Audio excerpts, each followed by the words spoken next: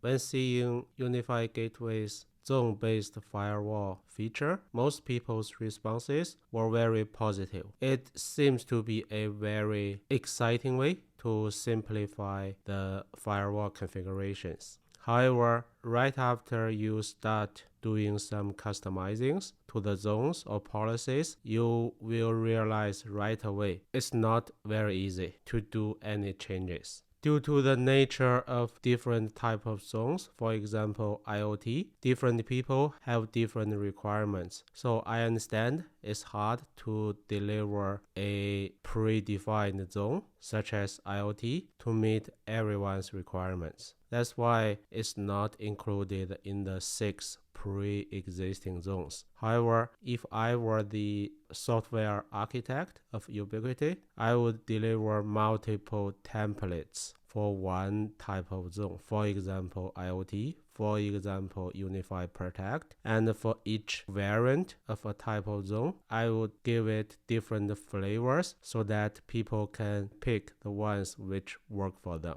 But I'm just an end user, so I have to work the way through using the existing cumbersome ways. To customize the zone-based firewall, in general, you have 2 different ways. See here, you can create new zones, or down below, you can create new policies. To achieve the same goal, you can do things in totally different ways.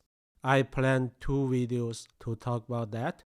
I'm going to compare the 2 different approaches. I want to achieve the exact same end results. Let's see what the pros and the cons are for the 2 different approaches. I want to have 4 new VLANs, admin, IoT, VLAN for my UniFi Protect cameras, and a separate VLAN for other cameras, non-UniFi ones. And if you have watched my previous video about zone-based firewall and iptables, you may know the so-called VPN, hotspot, DMZ. In fact, internally, they were just part of the LAN before the zone-based firewall. But now Ubiquiti separate them out. So for the original LAN, you have a internal, right? And for all the new VLANs we want to introduce in this video, we have 2 options. Either we put them as part of the existing internal zone,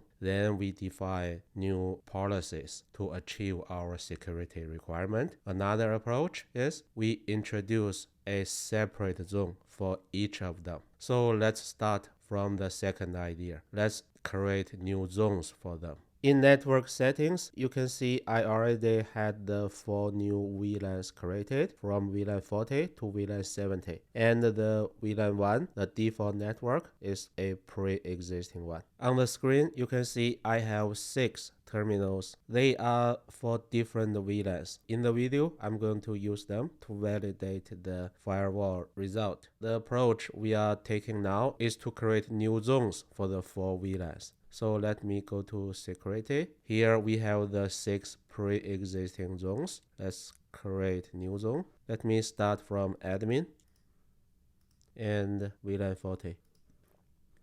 Proceed. Okay, it's very easy. Let me quickly create the other 3.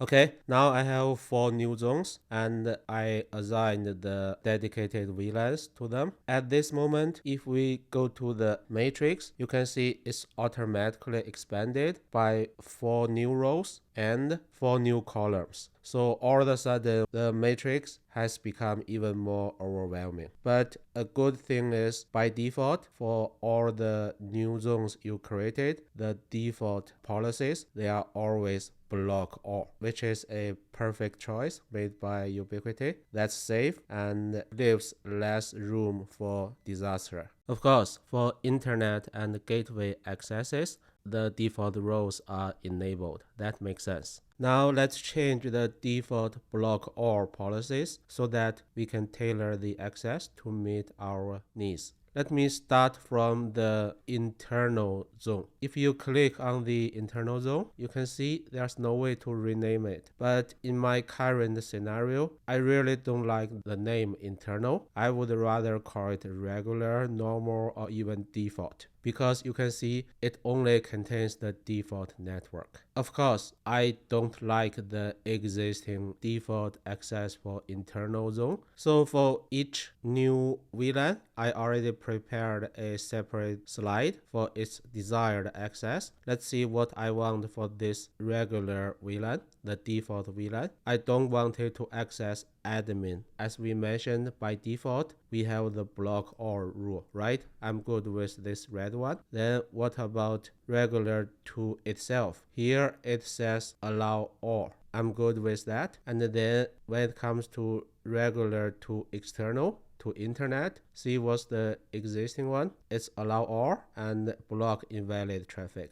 That makes sense. I don't want to change it. That means for this particular VLAN, the only things I want to change are these 3 green links for IoT, for protect, and for unsafe network. So let me start with the IoT. From internal, the destination is IoT, so I click on this cell. So the default policy is block all. I want to change it, but you can see the log here. That means it's internal fixed rule. You have no way to change it. So we have to create a new policy, and we need to make sure the new policy execute before the existing one so that we can turn this access from red to green. So let me give it a name, allow regular to IoT. And because I clicked on the proper cell, the source zone and the destination zone are automatically correctly selected. And I'm also good with any to any. However, here for action, the default action is block. Remember, we want to allow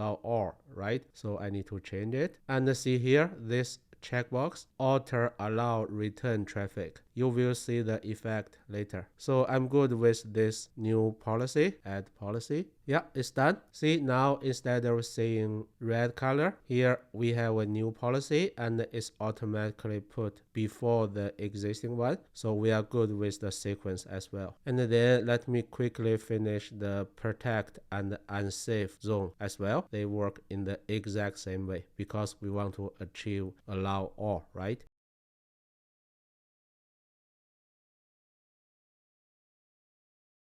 Okay, I have finished the changes for these 3 cells. We are done with this VLAN default, the regular VLAN already. Just to validate this simple VLAN, let me first try from the regular VLAN whether we can ping admin VLAN. Ping the client in the admin VLAN. No, it's not pingable. And then can I ping IoT VLAN? Change the IP address.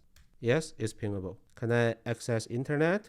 Yes, I can. Okay, so we are done with this VLAN's configuration. This is easy. Let's move on. This time, we are going to work on admin VLAN. Because of the nature of the VLAN, of course, I want to give it super access. That's why you see all the arrows in green color. But remember, in previous network, we blocked access from regular to admin, right? Then let's see for the admin VLAN how we want to configure from admin to regular. Because the admin zone is a new zone we created, which means by default it has block all access to all other zones. We need to change them all. So let's start from admin to internal or admin to regular in my slide. So if we click on it, you can see it's block all. Of course, we want to change it. Create a policy, allow admin to regular. And I want it to be allow action, add policy. You can see from admin to internal, it's supposed to allow all,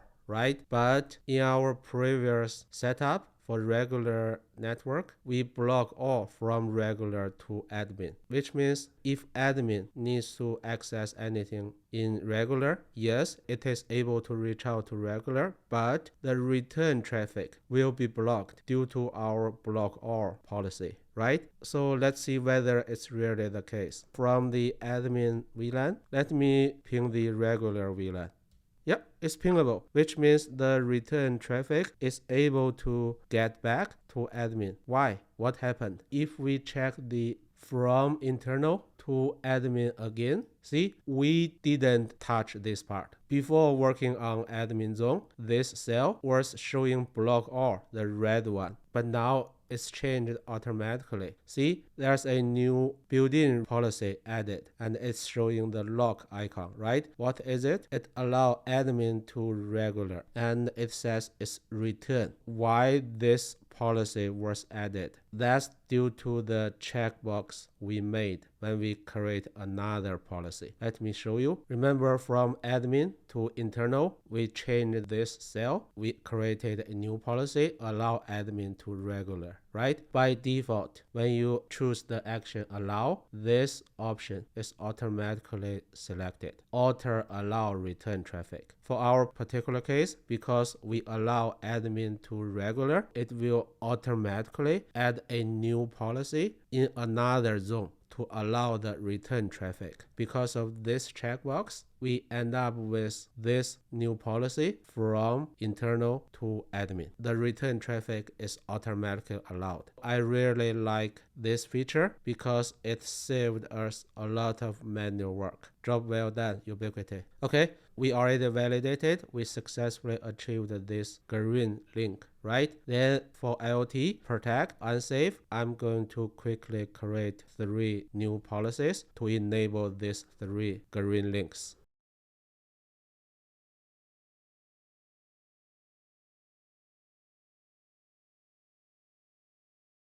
All these 3 cells are enabled. However, there are other cells for the pre-existing zones, for example, VPN, hotspot, DMZ. Even though they are not newly added by me for this video, just to make this video complete, let me enable these 3 cells anyway.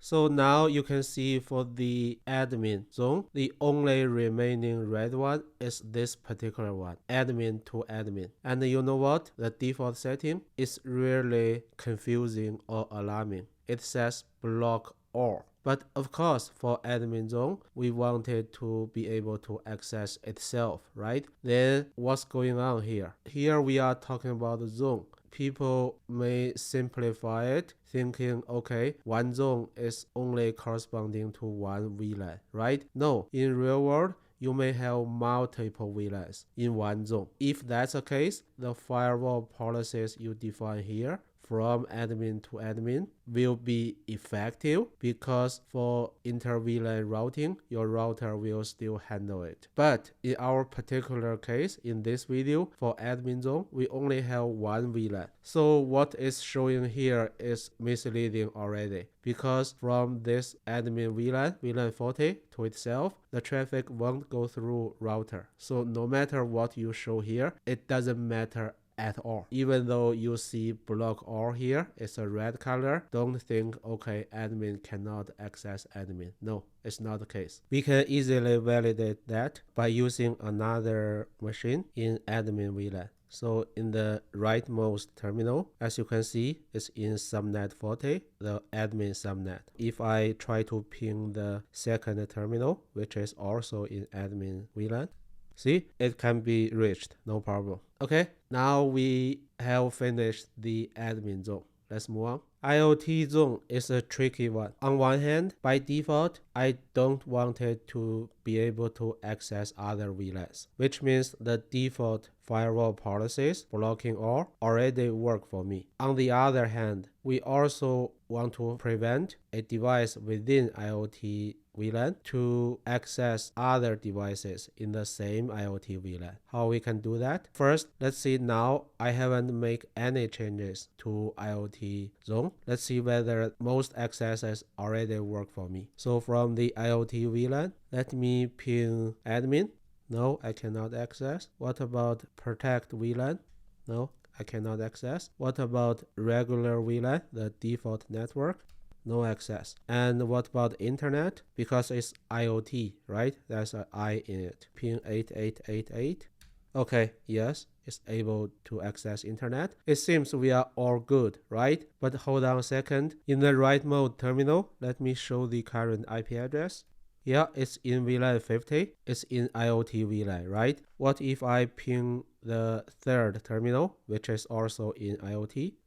See, it's pingable. That's a dangerous issue. Of course, we want to prevent this, but how? So from the firewall policy, from IoT to IoT, you can see it's already block all. Just as we explained when we talked about admin zone, it's showing block all simply because if you have multiple VLANs in IoT zone, yes, the default firewall policy is to block all. But now we are talking about the same VLAN, VLAN 50. We have two devices. They are able to talk to each other. For this situation, firewall won't help. The right option is ACL. Only the ACL, which works on the switch level, can prevent this type of communication between the two IoT devices. So if I go to UniFi Network Controller for network setting, here under the switch isolation setting, you can find one called device isolation ACL. This is what we want to enable. And then here we want to select which VLAN we want to enable the device isolation. For this IoT is VLAN 50.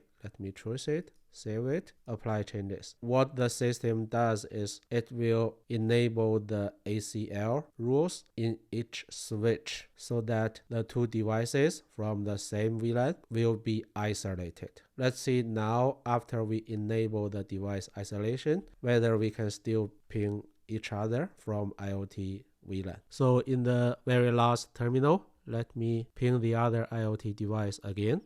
See, now it's not possible anymore. We successfully achieved this particular red arrow, the block all, but not by using firewall policy. We use ACL. Okay, we are good about IoT. Let's move on. I do want to put all of my UniFi Protect devices into a dedicated VLAN. And because of the nature of the devices, I don't want them to initiate access to any of my other networks. That's why you see all the red arrows here. At the same time, I do trust the UniFi cameras, so I will allow them to access internet. And between the devices, of course, I want to allow access. So let's see, now I haven't touched the protect zone yet. By default, the access is block all, right? So let's see whether it works for me already. So let's see from protect to admin. From the protect terminal, let me ping the admin VLAN. No, I cannot access it. What about the default network? No, I cannot access it. But let's see from the admin VLAN, am I able to access the protect? I do want to monitor or configure the protect from my admin VLAN. So let's see. Yes, I'm able to access it. What about from regular VLAN? Yes, I'm able to access it. So it seems we are all good. But let's see about this particular green one. From UniFi Protect to UniFi Protect. If we check the matrix for firewall, we can see from Protect to Protect is showing block all. But now we are already very clear. The blocking all here is simply talking about inter VLAN, right? Within the same VLAN, I do want to enable the access. Let's see whether we can achieve that. In the rightmost terminal, if I check the current IP address, you can see it's in VLAN 60 in the protect VLAN. Let's see whether I can access the other protect device. Yes, I'm able to do that as expected. For this particular VLAN, VLAN 60, we didn't enable the ACL to achieve device isolation. So by default, they are able to communicate with each other, and that's exactly what I want. Okay, the protect zone is the easiest one so far because we don't need to change anything. Outer box, it works already. Now let's move on to the very last one for this video. I do have many other cameras, non-UniFi Protect ones. I don't really trust them. I don't want them to send the videos to somewhere else without letting me know. I want to disable their internet access. So that's why you can see for all the arrows you see here, they are red. I want to block them all. Let's see except for the existing default ones, what else we need to do to achieve that. I won't waste your time to show you the access to admin regular, for example. It works in the same way as the protect zone, right? But I do want to disable the access to internet. Let me try it now. From the unsafe VLAN, let me ping 8888. Okay, I am able to access internet, so I need to change it from the unsafe zone to external. You can see now it's allow all. So let me create a policy, block unsafe to external. And for action, I want to keep it to block. Okay, add policy. There's a warning, so I do want to proceed. Okay, it's added. Then let me ping Google again from the terminal. Okay, you see now it's not pingable. So we successfully achieved this particular red block all, right? Then let's see from a unsafe device to the same VLAN to the same zone. In the same way, we cannot rely on firewall rule, so we have to use the ACL. In the exact same way, I need to go to networks, and for device isolation, I need to add it and pick VLAN 70, which is for unsafe cameras. Okay, save it, apply changes. In the interest of time, I don't want to show you the result. Okay, the protect zone and the unsafe zone, they are relatively simpler comparing to the other three. Okay, after this very detailed step-by-step configuration, I hope you are clear about how to tailor the new zones to your own needs if you choose the new zone approach. But you may already notice the apparent shortcoming of this matrix way to configure firewall policies. Just because we added 4 new zones, we end up with 64 new cells. So you need to make sure for each cell the policy works with your requirement. It's a very time consuming, very boring, tedious process, simply because the configuration basically is based on 2-dimensional spreadsheet. That's the nature of this type of configuration. As I mentioned in my next video, I will explore another option, which is without creating any new zone, how we can achieve the same result. Okay, thanks for watching.